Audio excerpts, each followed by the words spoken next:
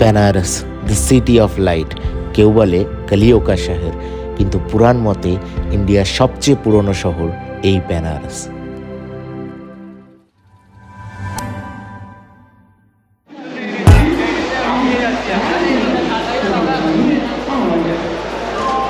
Good evening সবাইকে। আজকে 13 তারিখ, 13ই ডিসেম্বর, শুক্রবার। সময় এখন 6:40, আর মাত্র 10 মিনিট বাদেই ছাড়বে হাওড়া পিরামিড এক্সপ্রেস 6:50-এ 8 নম্বর স্টেশন থেকে।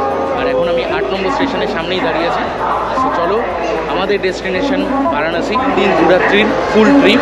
তোমাদেরকে দেখাবো র ফুটেজের লেন্সের মধ্যে।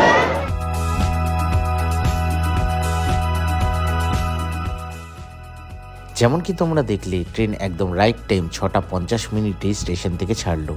তারপর আমরা নর্মাল খাওয়া দাওয়া করে সেদিনকে রাত্রিটা গল্প করেই কাটিয়ে দিয়েছিলাম, কারণ ভোর 4:15 আমাদের চলে এসেছিল দীনদয়াল উপাধ্যায় রেলওয়ে স্টেশন।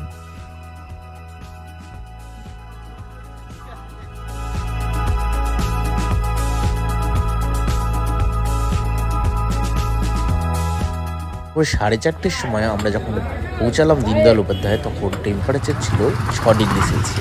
তাই একটু চা খেয়ে চলে গেলাম একটা টোটো ধরে বেনারসে, যেখানে প্রত্যেকের ভাড়া নিয়েছিল 40 টাকা করে। দীনদয়াল উপাধ্যায় থেকে বেনারস আসতে সময় লেগেছিল 30 মিনিট মতো।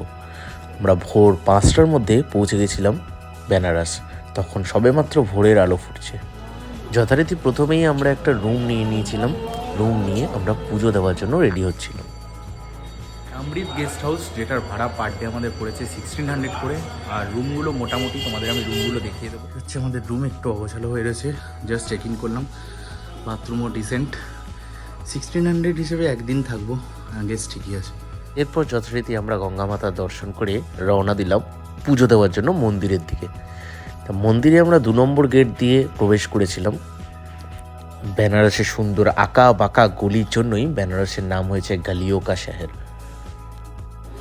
2 নম্বর গেট দিয়ে যাচ্ছি আমরা। সেখানে গিয়ে আমরা লকারে সব ফোন রাখবো, তারপর গিয়ে পুজো দিয়ে আবার লকার থেকে সব ফোন নেবো। তাহলে এখন যাওয়া যায়, সরু গলির মধ্যে দিয়ে আমাদের নিয়ে যাচ্ছে।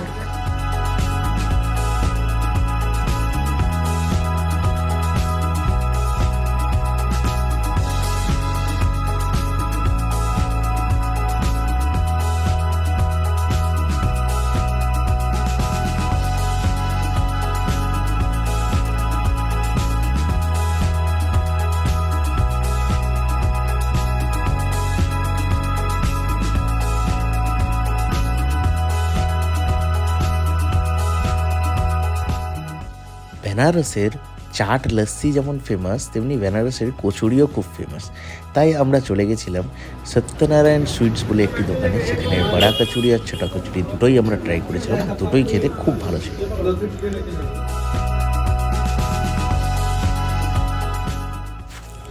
বেনারসে যখন এসেছি তখন বেনারসি পান তো ট্রাই করতেই হবে। पान बनारस, हाँ, लेकिन खाने में मस्त है, बट बनाया भी मस्त। তো ব্রেকফাস্ট করলাম। ব্রেকফাস্ট করার পর আমরা এখন যাচ্ছি কাল ভৈরবের মন্দিরে। সেখান থেকে আমরা তারপর লাঞ্চ করবো। বাট কথায় বলে, বাবা বিশ্বনাথের দর্শন করলে কাল ভৈরবেরও দর্শন করা উচিত।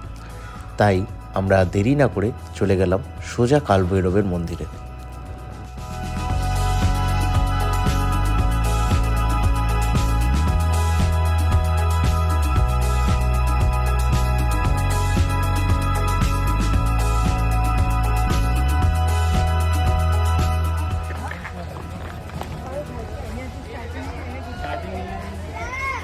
আমরা চলে এসেছি ঘাটে। ঘাট থেকে নৌকা করে বিভিন্ন জায়গায় ঘোরার ইচ্ছা আছে। যে 84টা ঘাট আছে সেটা সব দেখার ইচ্ছা আছে। তোমাদের নদী দেখাই আর ঘাটটা দেখে নাও।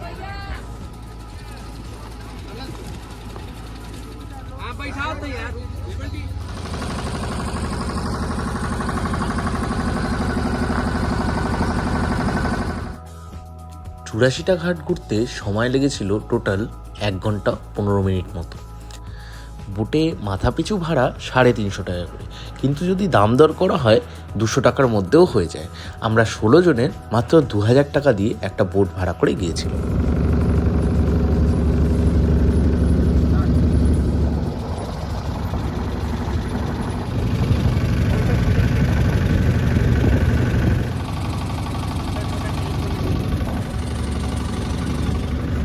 চুরাশিটা ঘাটের মধ্যে সবচেয়ে প্রসিদ্ধ যে ঘাটগুলি তাদের মধ্যে হলো দশাশ্বমেধ ঘাট, আরসি ঘাট, নমঘাট ইত্যাদি। কিন্তু তাদের থেকেও যেটি প্রসিদ্ধ সেটি হলো মণিকর্ণিকা ঘাট।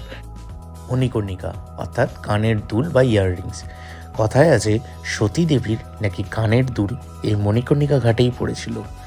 কথায় বলে সবাই মণিকর্ণিকা ঘাটের চিতার আগুন নাকি কখনো নেবে না, তাই মণিকর্ণিকা ঘাট খুবই ফেমাস।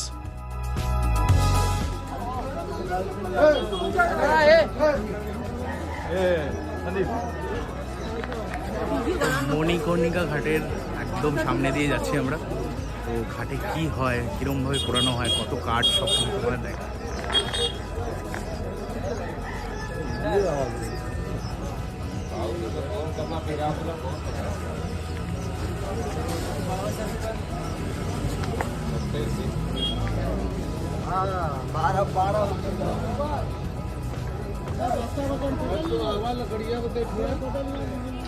पूरा उठ जाइए फिर हम बोलेंगे कि उधर नहीं जाना था। ये की खाड़ाई सीढ़ीटा।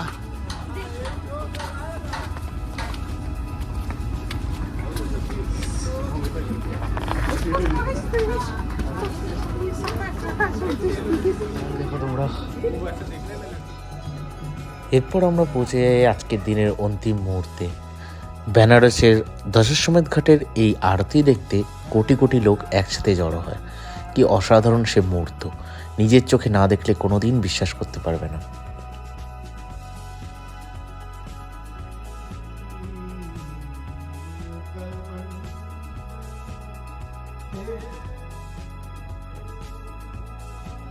বছরের কোনো নির্দিষ্ট সময় বলে নয়, সারা বছরই বেনারসে লক্ষ কোটি মানুষ আসে বাবা বিশ্বনাথের দর্শন করতে। বেনারসে আমি দিনটা এরমভাবেই কাটিয়েছিলাম, যা আমি তোমাদের সামনে তুলে ধরলাম। এরপর আমরা শেষ করেছিলাম বাটি চোখা বলে একটি রেস্টুরেন্টে গিয়ে ডিনার করে। সেখানকার ট্র্যাডিশনাল ফুড বাটি চোখা জাস্ট অসাধারণ ছিল।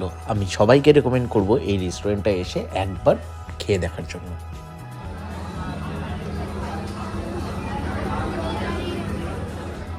এই ছিল আমার বেনারসের একটি দিন।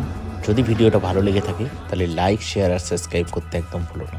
দেখা হবে আবার পরের ভিডিওতে। Till then, tata, good bye, see you.